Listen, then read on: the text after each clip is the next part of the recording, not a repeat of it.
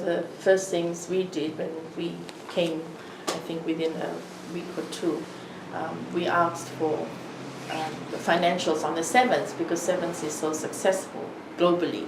It brings us our reputation in rugby. So when we were first given the financials for the seventh season, which just ended in May this year, it showed a small profit. But as we dug into the financials, we have found that we're running the sevens program for men's and women at a loss. We've incurred about 1.5 million loss on that program. So it shows that in terms of sponsorship, the lack of budgeting, and it's not only for sevens, we're finding on other programs as well.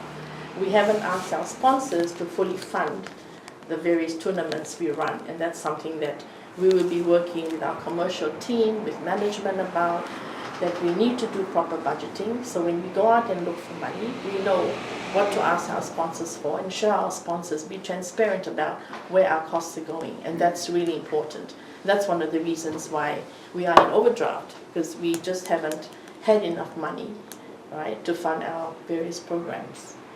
So sevens, we haven't, as a country, I don't think we've monetized our rugby fame well enough, and that's something that we will need to look at and see what we can do about it. So there's, thinking of what we have in mind for the future, what we might eventually do. And these are the problems that have come with not doing proper budgeting. Like Jenny says, the worst one was looking at the Fiji Sevens and seeing that massive loss. And, we're paying all the players a salary in the Sevens. And they are getting a salary plus allowances, plus their accommodation, their airfares, their clothing, their shoes. Everything has been getting paid. So even when they were asking for large allowances on top of it, they've already had their salary and they've already received all their outgoings paid for, even their laundry and food. So we have to look at it all a bit differently. Yeah. I think, Chair, one of the big challenges that we have is that the losses are all historical. So we've got this huge debt sitting there, over $3 million. I don't know how far it's going to go as more and more things come out of the woodwork.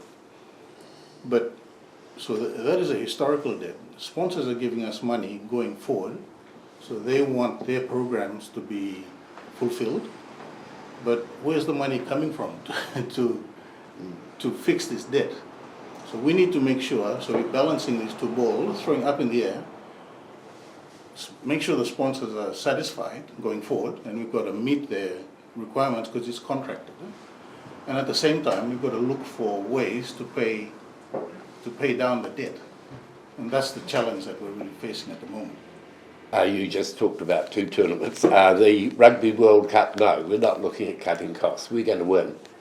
Okay, and in our budget, we've got a bonus of nearly $1 million for the players if they get in the finals. That's how positive we are about that. If they get into the semi-finals, they do pretty good too. And the quarters, yes, they do get paid. We've already budgeted for all of that.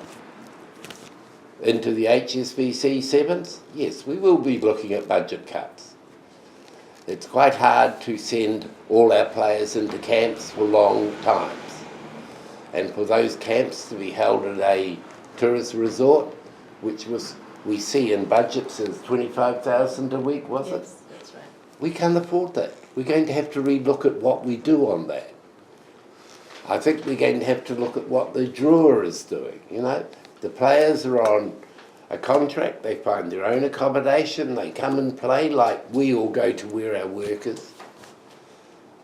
And I think we will have to look at things, yeah. And I think they also travel from home to training. Yeah. Whereas with the sevens, we put them in a camp for weeks on end, and that's one of the costs that we will be looking at, and obviously have to talk to the coach, the manager, and the team themselves. But we do get, to just the other point, we do get donations in kind, like for uniforms and all that, and I believe that will continue as well. So we're also grateful, for donations we get in cash and also in kind.